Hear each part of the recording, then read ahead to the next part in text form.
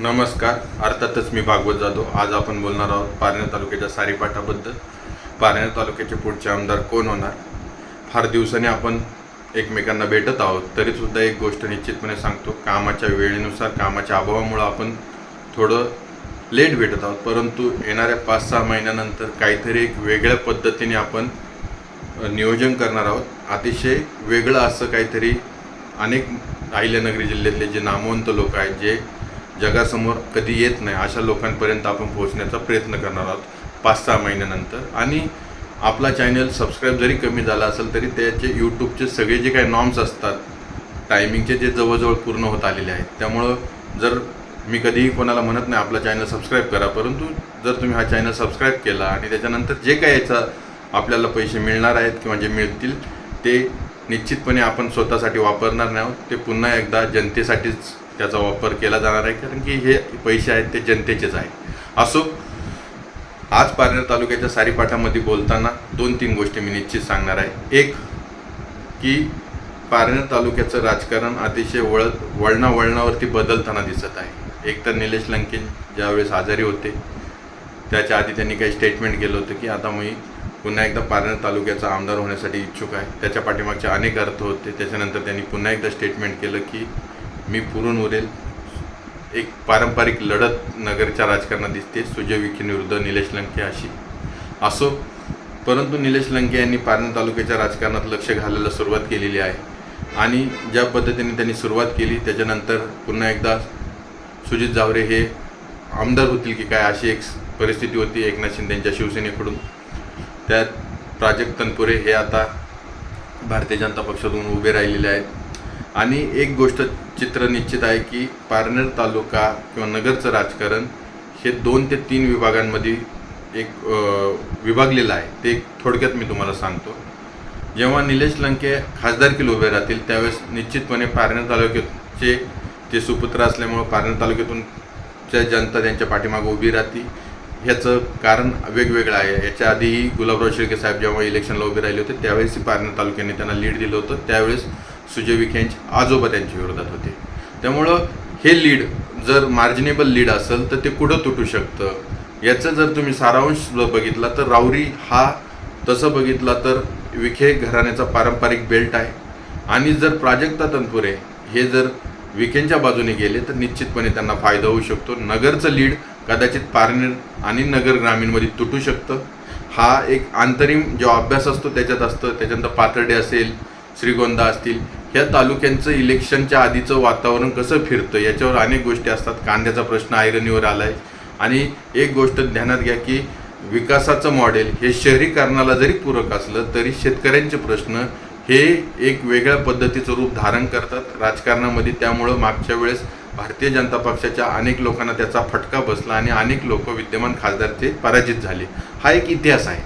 आता पारनेरमधून जर सुजित जावरे यांना जर तिकीट दिलं असतं आमदारकीचं तर त्याच्या पाठीमागचं राजकीय बेरीज अशी होती की निलेश लंके यांच्या विरुद्ध एक संघ संपूर्ण विरोधक एकत्र करणे आणि निलेश लंके यांच्यासमोर एक आपलं आव्हान निर्माण करणे. परंतु त्याच वेळेस जर खासदारकीचा विचार केला तर राऊरी बेल्टचे जे विद्यमान आमदार आहेत ते कर्डिले साहेबांचे चिरंजीव आहे. आणि अशा वेळेस त्यांच्या विरोधात जर एक मोठी ताकद कोण होते तर निश्चितपणे तनपुरे हे पारंपरिक विरोधक आहे. अनेक 3 पिढ्यांपासूनचं राजकीय त्यांचं एक तिथली ताकद आहे. आणि ते जर आपल्या बाजूने आले तर निश्चितपणे एक वेगळं राजकीय गणित तिथं होतं. एक नात्यागोत्याचं राजकारण असेल आणि एक स्टॅटिस्टिक राजकारण असेल. याचा सगळ्याचा तो एक वेगळा विषय होता, वेगळं वातावरण होतं. अशा वेळेस हुलकावणी दिलेली आहे आमदारकीची सुजित जावरे यांना. परंतु एक गोष्ट ध्यानात घ्या की ज्या वेळेस त्यांनी मी एकटा किंवा मी पारनेर तालुक्याच्या राजकारणात आपली ताकद एकटा निर्माण करण्याच्या दिशेने पुढे चाललो आहे, अशा वेळेस जनतेने त्यांना भरभरून पाठिंबा दिला. ज्यावेळेस ते शिवसेनेत प्रवेश करत होते एकनाथ शिंदेंच्या, त्यावेळेस जनता ज्या पद्धतीने त्यांच्या पाठीमागं उभी राहिली याचा अर्थ निश्चितपणे आहे की महाराष्ट्राचं राजकारणामध्ये जो मला बदल दिसतोय पुढच्या वेळेस मी निश्चितपणे सांगतो की कोणताही पक्ष, म्हणजे मला जे दिसते ते मी सांगतोय, कोणताही पक्ष युती किंवा आघाडी करणार नाही असं एकंदरीत चित्र आहे. जर युती आणि आघाडी असं जर एकत्र करण्याचे समीकरण झाले तर त्यावेळेस सुद्धा पारनेर तालुक्यात तिरंगी चौरंगी फाईट दिसू शकते. ही पारनेर तालुक्याची सध्याची वस्तुस्थिती आहे.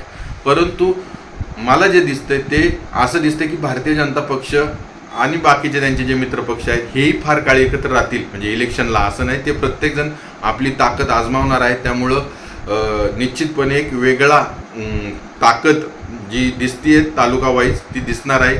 प्रत्येक ठिकाणी चौरंगी पाचरंगी सुद्धा लढती होऊ शकते अशी स्थिती सध्याची आहे. त्यामुळं एक आहे की भारतीय जनता पक्ष असतील, एकनाथ शिंदेची शिवसेना असतील, पण आज अजितदादा हयात नाही, त्यांची राष्ट्रवादी असेल, हे पुढे जाऊन काय निर्णय घेणार आहे याच्यावरती वेगवेगळे मतांतर आहे. आणि आणखीन एक गोष्ट आहे की पारनेर तालुक्यामध्ये सध्याच्या स्थितीला कांद्याचा प्रश्न असेल, शेतकऱ्यांचे प्रश्न असतील, या गोष्टींवरती आवाज कोण उठवतंय.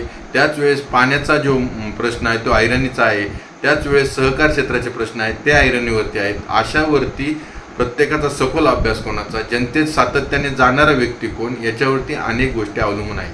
आता मी थोडंसं वेगवेगळ्या गोष्टींवरती बोलतोय.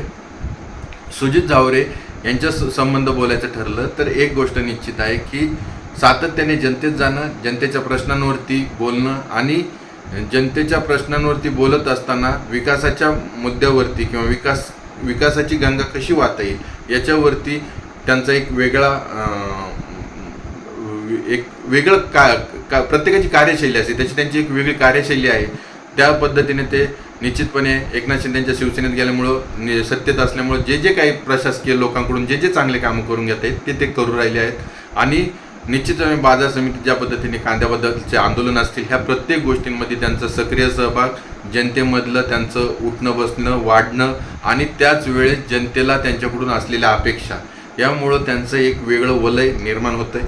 दुसरीकडे दाते सर आहे. दाते सर हे जाणतं राजकारणी व्यक्तिमत्व आहे. अनेक दिवसापासून अनेक वर्षानुवर्ष त्यांनी सातत्याने जनतेची सेवा केली आहे. एक शांत व्यक्तिमत्व आहे आणि मुरबी राजकारणी आहेत. यामुळं एक गोष्ट आहे की त्यांची ही ताकद एक वेगळी आहे.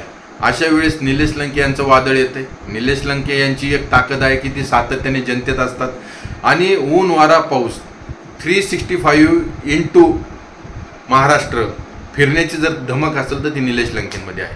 आणि निलेश लंके यांची एक आणखीन जमेची बाजू आहे की सातत्याने जनतेत राहताना, कार्यकर्त्यात राहताना, कार्यकर्त्यांची एकजूट करताना, कार्यकर्त्यांना एकत्र करताना वेगवेगळ्या गोष्टींवरती ते वेगवेगळ्या पद्धतीचे आंदोलनं असतील, वेगवेगळ्या पद्धतीचे कार्यशैली असतील, वेगवेगळ्या पद्धतीने तरुणांनी एकत्र करण्यासाठीच्या संघटित गोष्टी असतील ते करत असतात. त्याच्यात त्यांचा हातखंडा आहे.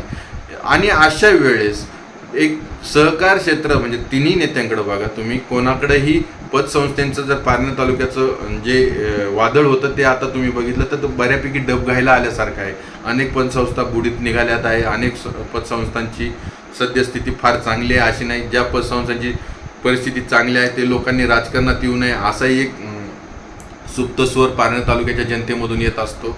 अशा वेळेस निलेश लंकेंसारखं हे व्यक्तिमत्व, एक शिक्षकाचं घरातील मुलगा, हा एक बलाढ्य व्यक्तीच्या विरोधात आपली ताकद आजमावत असताना सुजय विखेंसारखी व्यक्ती असेल ज्यांना सहकार क्षेत्राचं फार मोठं व्यासपीठ पाठीमागं आहे, अशा वेळेची जी लढत असती, रंगतदार स्थितीतली जी लढत होती, त्या लढतीत विजय मिळवल्यानंतरचा निलेश लंकेंचा पुन्हा संघर्ष आणि त्यांच्या काही झालेल्या चुका ह्याच होत्या की पारंपरिक ज्यावेळेस तुम्ही दुसऱ्याकडे बोट दाखवता की आता तुम्ही प्रत्येक सत्ता तुम्ही घरात देता आणि ज्यावेळेस तुम्हालाच लोकांनी संधी दिली त्याच्यानंतर तुम्ही जे घरात दिलेलं तिकीट होतं त्याच्यानंतर मात्र पारनेर तालुक्याच्या जनतेने फार विचारपूर्वक मतदान केलं आणि त्याचा एक सारीपाट किंवा एक असं म्हणता येईल की दाते सर निसटत्या कमी मतांनी का होईना निवडून आले. शेवटी 1 मतांनी निवडून येऊ किंवा 1 लाख मतांनी निवडून येऊ, विजय असतो, पण दाते सरांचा विजय झाला.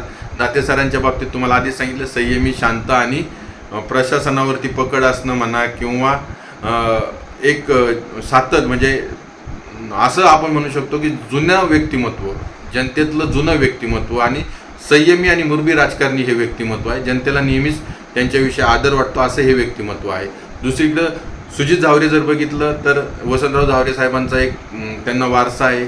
त्यांनी फार आधी आपलं ताकद आजमावायला पाहिजे होती, परंतु त्यांनी फार शेवटी आपली ताकद आजमावली. परंतु जनतेने दिलेला उत्स्फूर्त प्रतिसाद, त्याच्यानंतर त्यांची एक कार्यशैली आहे की सत्तेत असताना कामं करून घेणं, जनतेसाठीचे विविध अनेक गोष्टींवरती बारकाईने लक्ष ठेवून असतात आणि एक त्यांच्या काळातील जे राजकारणी असतील तरुण तरफदार, मी कोणाचे नाव घेणार नाही, पण बऱ्यापैकी ते आता मागं आहेत किंवा राजकारणापासून बाजूला गेलेले आहे. अशा वेळेचं हे व्यक्तिमत्व आहे. त्यामुळं तालुक्याची सध्याची स्थिती अशी आहे की आणि अनेक दुसरे नेतृत्व आहे, त्यांचे मी आज नाव घेत नाही, तेही लोक दावेदार आहेत आमदारकीचे. परंतु आजच्या घडीला तिकीटं कसे वाटले जाणार, पुढचं इलेक्शन कसं होणार, याच्यावर अनेक गोष्टी आहेत.